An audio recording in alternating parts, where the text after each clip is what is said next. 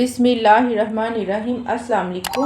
میری پچھلی video special needs kids parents کی کاؤنسلنگ سے ریلیٹڈ تھی۔ میں اب بیہیویئر ماڈیفیکیشن سیریز سٹارٹ کر رہی ہوں، management of behaviour problems. What is behaviour? Behaviour کے اگر ہم معنی دیکھیں تو اس کا مطلب ہے طرز عمل، برتاؤ، سلوک، رویہ۔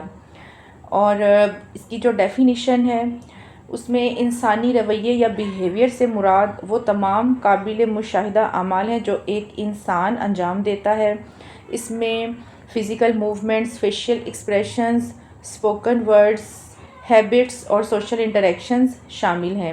اس تعریف میں سب سے اہم جو لفظ ہے وہ قابل مشاہدہ ہے۔ اس کی وجہ یہ ہے کہ اسے دیکھا جا سکتا ہے، یعنی اس کو آبزرو کیا جا سکتا ہے اور میجر کیا جا سکتا ہے۔ بچوں کے بگڑے ہوئے طور طریقوں سے ان کے بڑے اکثر پریشان نظر آتے ہیں۔ کوئی بچہ کام کرنے کے طور طریقے یا اچھی بری عادتیں لے کر پیدا نہیں ہوتا۔ باقی کاموں کی طرح بچہ انہیں بھی اپنے ماحول سے سیکھتا ہے۔ یہ ضرور ہے کہ شکل و صورت، رنگ و روپ، جسمانی اور ذہنی طاقت کی طرح کچھ چیزیں جو طور طریقوں پر اثر ڈالتی ہیں وہ ہر بچے میں مختلف ناپ تول کی ہوتی ہیں۔ مثلاً کچھ بچے پیدائشی طور پر زیادہ سنجیدہ، خاموش اور کم اچھل کود کرنے والے ہوتے ہیں۔ کچھ بچے چلبلے اور جسمانی طور پر زیادہ تیز اور حرکت کرتے نظر آتے ہیں۔ کچھ جلدی سہم اور ڈر جانے والے ہوتے ہیں، کچھ نڈر ہوتے ہیں۔ اور جو چلبلے، جسمانی طور پر زیادہ تیز، جسے کہتے ہیں ریسٹلیس اور نڈر، ان کے ساتھ زیادہ احتیاط سے چلنے کی ضرورت ہوگی۔ لیکن یہ بات طے ہے کہ ہر اچھا یا برا طور طریقہ یا عادت بچہ سیکھتا ہے۔ لیکن یہ بات بھی یقین سے کہی جا سکتی ہے کہ اس کو بگڑے ہوئے طور طریقوں کی جگہ اچھے اور کارآمد طور طریقے سکھائے جا سکتے ہیں۔ بچے مختلف رویے اپناتے ہیں۔ بچے کا بیہیویئر یا رویہ اس وقت مسئلہ بنتا ہے جب بچہ بار بار ایک ناقابل قبول عمل دہرائے، جبکہ اسے یہ بتایا جاتا ہے کہ یہ رویہ قابل قبول نہیں ہے اور بچہ اس رویے کو روکنے پر قادر بھی ہو، یعنی وہ اس کو روک سکتا ہو، اس میں یہ capability who. What is problem behaviour? ایک انڈیویجول یعنی فرد کے رویے اور ماحول یا صورتحال کے تقاضوں کے درمیان نمایاں فرق کو پرابلم بیہیویئر کہا جاتا ہے۔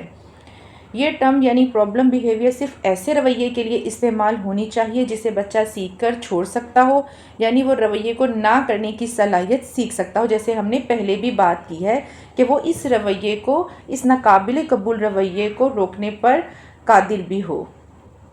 اب کمپلیکیشنز میں پرابلم بیہیویئر کس طرح سے مسئلہ پیدا کرتا ہے؟ سیکھنے کے عمل میں رکاوٹ ڈال کر، دوسرے لوگوں کو وہ کام کرنے سے روک کر جو انہیں کرنا ضروری ہو یا وہ کرنا چاہتے ہوں، بچے کو اپنے ارد گرد موجود لوگوں سے الگ تھلگ کر کے۔ اب کچھ جو بیہیویئر ہیں انہیں ہم کہتے ہیں ڈیفیشنٹ بیہیویئر میں ایسا رویہ جس میں فریکوینسی، انٹینسٹی یا ڈیوریشن مطلوبہ حد سے کم ہو یا بالکل موجود نہ ہو۔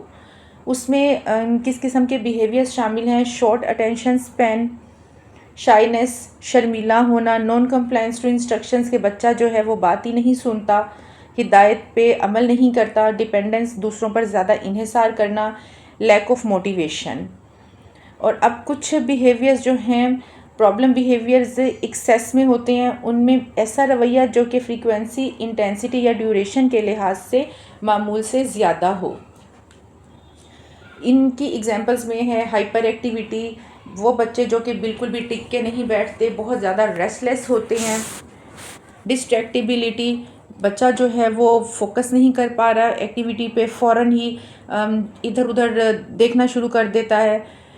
ایگریشن، بہت جو غصہ کرتے ہیں بچے۔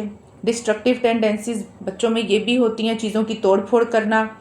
سیلف سٹیمولیشن میں بیسیکلی یہ ٹیکٹائل بھی ہو سکتا ہے، جس میں کہ جو موسٹلی بچے ASD آٹزم اسپیکٹرم ڈس آرڈرز کے ساتھ ہوتے ہیں، ان میں جیسے ہینڈ فلیپنگ ہے، نیل بائٹنگ ہے، اسکن پکنگ ہے۔ آڈیٹری بھی ہو سکتی ہیں سیلف سٹیمولیشن میں، جس میں ہمنگ ہے، یعنی کہ کوئی لو ساؤنڈ کنٹینیوس نکالتے جانا۔ ریپیٹنگ ورڈز، ایکولیلیا بھی جسے ہم کہتے ہیں، کلکنگ اے پین۔ پھر ویژول ہو سکتے ہیں، جیسے کسی بھی لائٹ کی طرف یا کسی آبجیکٹ کو مسلسل سٹیئر کرنا، اسپننگ آبجیکٹس، ویسٹیبیولر ہو سکتا ہے، جیسے باڈی راکنگ ہے، پیسنگ ہے، اسپننگ ہے. تو یہ سارے جو بیہیویئرز ہم نے بات کی ہے کہ سب پرابلم بیہیویئرز میں آئیں گے. کچھ اس میں سے ڈیفیشینٹ بیہیویئر ہیں اور کچھ جو ہے وہ ایکسیس بیہیویئر ہیں. اب ہم بات کریں گے behaviour modification model. Behaviour modification model اس مفروضے پر مبنی ہے کہ جو رویہ ہے وہ موجودہ انوائرمنٹل کنڈیشنز کے ذریعے کنٹرول کیا جاتا ہے اور انہی حالات کی وجہ سے برقرار رہتا ہے. بیہیویئر ماڈیفیکیشن ماڈل کے جو پرنسپلز ہیں اس میں یہ ہے کہ وہ رویے جو بچے کے لیے خوشگوار اور پسندیدہ نتائج پیدا کرتے ہیں ان کے بار بار دہرائے جانے کا امکان زیادہ ہوتا ہے. اس میں یہ ہے کہ مثلاً اگر بچے نے کسی چیز کو لینے کی ضد کی، پہلے بڑوں نے منع کیا، جب وہ رونے چلانے لگا تو بڑے نے وہ چیز لے لینے دی. بچہ اس سے دو باتیں سیکھے گا. ایک تو یہ کہ رونا چلانا کام کا عمل ہے، اس سے اپنی خواہش پوری کی جا سکتی ہے. دوسرے یہ کہ بڑوں کی کہی ہوئی بات کو آسانی سے رد کر کے اپنی والی کی جا سکتی ہے. آئندہ بھی وہ انہی دونوں طریقوں کو دہرانے پر مائل ہوگا اور موقع آتے ہی آزمائے ہوئے نسخے اور زیادہ مضبوطی اور اعتماد کے ساتھ دہراتا رہے گا. وہ رویے جو ناخوشگوار نتائج کا باعث بنتے ہیں یا بچے کے لیے کوئی مثبت نتیجہ پیدا نہیں کرتے، آہستہ آہستہ کمزور پڑ جاتے ہیں اور ان کے دوبارہ ظاہر ہونے کے امکانات کم ہو جاتے ہیں. مثلاً بچے نے کھیل میں لڑائی جھگڑا کیا اور اس کے بڑوں نے یا ساتھیوں نے خاموشی سے اسے کھیل سے الگ کر دیا. پھر چاہے وہ رویا یا چیخا تو کسی نے کوئی دھیان نہیں دیا. یہ بہت اچھی طرح یاد رکھیں کہ بچے کے غلط عمل یا طور طریقوں پر بڑوں کا چیخنا چلانا یا اسی وقت اس کو لمبی چوڑی باتیں سنانا یا مارنا بھی اس کے لیے ایک طرح کا پسندیدہ نتیجہ ہو سکتا ہے. ایک تو اس کو اپنی طاقت کا احساس ہوتا ہے کہ وہ بڑوں کو غصہ دلانے میں کامیاب ہو گیا. دوسرے اتنی دیر کم سے کم اسے بڑوں کی پوری توجہ اور ان کا قیمتی وقت صرف اپنے لیے ملتا نظر آتا ہے. چاہنے والے بڑوں کی بھرپور توجہ اور وقت اگر بچے کو کسی اور طرح نہیں ملتا تو وہ اس کو اس طرح لینے میں مزہ لینا سیکھ لیتا ہے. جو ماہرین ہیں انہوں نے اپنی تحقیق میں پائے جانے والے مشاہدوں اور نتیجوں کی بنیاد پر اس بات کو ثابت شدہ حقیقت بتایا ہے. یہ ایک طے شدہ بات ہے کہ جو عمل جو طریقہ بار بار دہرایا جائے گا اس کی طاقت فرد کی اس پر مہارت اس کو اعتماد کے ساتھ کرتے رہنے کا امکان بڑھتا جاتا ہے. کچھ عرصے تک بار بار دہراتے رہنے سے وہ رفتہ رفتہ عادت میں بدل جاتا ہے، چاہے وہ ضد ہو، بے کہاپن یا غصے میں توڑ پھوڑ اور اپنے سے کمزور کو مارنا دھکا دینا ہو یا کوئی اچھا کام ہو. اور تیسرا پرنسپل ہمارا اس میں یہ ہے کہ جتنا زیادہ کسی رویے کی مشق یا تکرار کی جائے وہ اتنا ہی مضبوط ہو جاتا ہے. بار بار مشق کرنے سے مہارت نہ صرف بہتر اور نکھر جاتی ہے بلکہ مستقل بھی ہو جاتی ہے. جیسے ابھی ہم نے اوپر یہی بات کی ہے کہ جو عمل جو طریقہ بار بار دہرایا جائے گا اور جو ہے وہ رفتہ رفتہ عادت میں بدل جاتا ہے. اب اگر آپ دن میں بچے سے 10 بار کچھ نہ کچھ کرنے کو کہتے ہیں، جیسے جوتے کمرے میں رکھاؤ، بستہ اپنی جگہ رکھو، اور کچھ کرنے کو منع کرتے ہیں، شور نہیں کرو، لڑو نہیں، ہاتھ گندا مت کرو، لیکن بچہ زیادہ تر باتوں کو سنی انسنی کر کے اپنی والی کرنے میں کامیاب رہتا ہے تو بے کہے پن کا عمل دہرایا جا رہا ہے اور پھر یہی عمل اور طریقہ مضبوط ہوتا ہوا عادت بن جائے گا.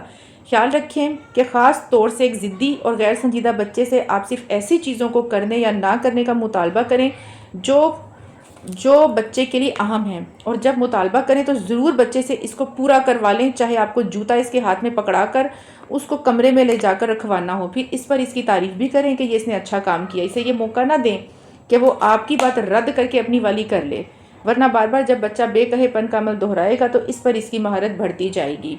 یہ ہم نے کچھ بیہیویئر ماڈیفیکیشن ماڈل کے پرنسپلز کی بات کی تھی کہ بچہ جو ہے وہ بچہ کس طریقے سے سیکھتا ہے.